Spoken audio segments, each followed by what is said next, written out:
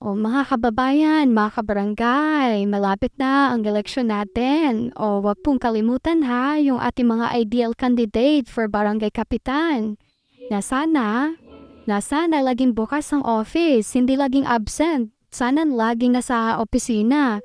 At especially pag emergency, sana laging nasa opisina ang magagaling na kapitan kahit sarili nilang tahanan. Minsan bukas pa ito para sa kanilang mga nasasakupan. Okay?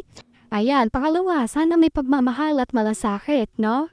May pagpapahalaga si barangay kapitan sa kanyang reputasyon kasi yung mga barangay kapitan na medyo cautious sa reputasyon nila, medyo hindi maanong gumawa ng masama yan. So, maganda ring katangian yan ng isang tao, no, bilang kapitan.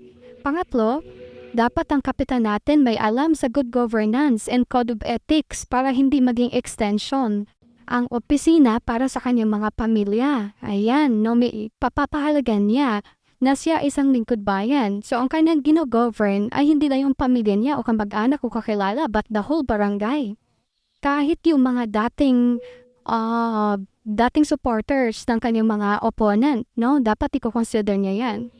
Once na maupo ka at ikaw ang nanalo, dapat lahat ng tao sa barangay mo, isakop mo yan.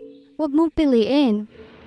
Diyan makikita ang katangian ng isang mabuting kapitan, no? Na pagkatapos ng eleksyon, dapat hindi mo isa tsapuera yung mga supporters na iyong opponent. Ikaw nang nanalo, mga tao mo na rin yan. Dapat i-consider mo yung ganon. Diyan makikita ang maturity, no? At saka yung emotional intelligence sa isang barangay kapitan. Hindi makitid dapat ang pangunawa, okay? Malawak dapat. Ayan, pang-apat po. Nakakaintindi ang isang kapitan na replika ng kanyang leadership ang sitwasyon sa kanilang barangay. Ayan. So kung maganda po talaga ang management, ang leadership ng isang barangay kapitan, magmula sa mga projects ng ating mga youth at sa ating mga basic sectors, sa ating mga mental issues, no? Dapat lahat po yan ay nabibigyan ng pansin. Dapat yung ating mga barangay committee sa livelihood, committee ng health, committee ng mga youth, dapat lahat ng mga yan ay active every month, may ginagawa, umiikot sa buong barangay. Dapat mga ganon. Kasi yung mga tao din kasi sa barangay, magdidepende din yan kung paano ang pagpapalakad ng isang barangay kapitan. So kumukumpa siya dapat active. Talaga nakikita ng mga tao na siya po talaga ay naglilingkod, no? Kasama ang kanyang mga kasamahan or ang kanyang mga appointee.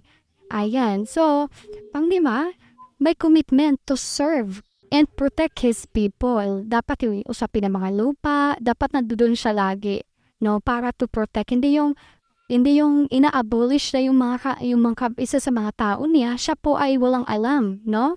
Minsan ina-abolish o pinapaalis yung mga tao sa kanyang barangay, siya walang kaalam-alam. No, it's not good and it's not right.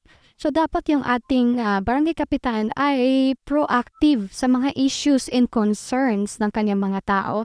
Yun lang po at baka medyo humaba na ito. Nananawagan lang ako at nangangalampal. Kung sakasakaling may nagpapakimkim dyan, tanggapin nyo lang po. Basta sa balota, isulat po natin ang mga candidate na talagang mapakinabangan natin for 4 to 6 years. Yung 1,000, wala pong kwenta yan. 6 na taon po tayo magiging progresibo po ang ating pamumuhay sa 6 years kung ang ating mapipiling barangay kapitan ay proactive, magaling, masipag, mabuting tao, walang binakbat po kahit 5,000 sa 6 na taon po. Kasi pamilya natin na makinabang dyan, hindi lang tayo. Siyempre magmula sa ating mga anak, sa ating mga tiyo, sa ating mga pinsan, lahat po tayo makikinabang pag mabuti po ang pamamalakad ng barangay. Okay? Maraming salamat po. This is UPAD Bantay Pamilya and LOCSO, League of United Civil Society Organization na nagpapapaalala para po sa ating barangay election. Salamat po!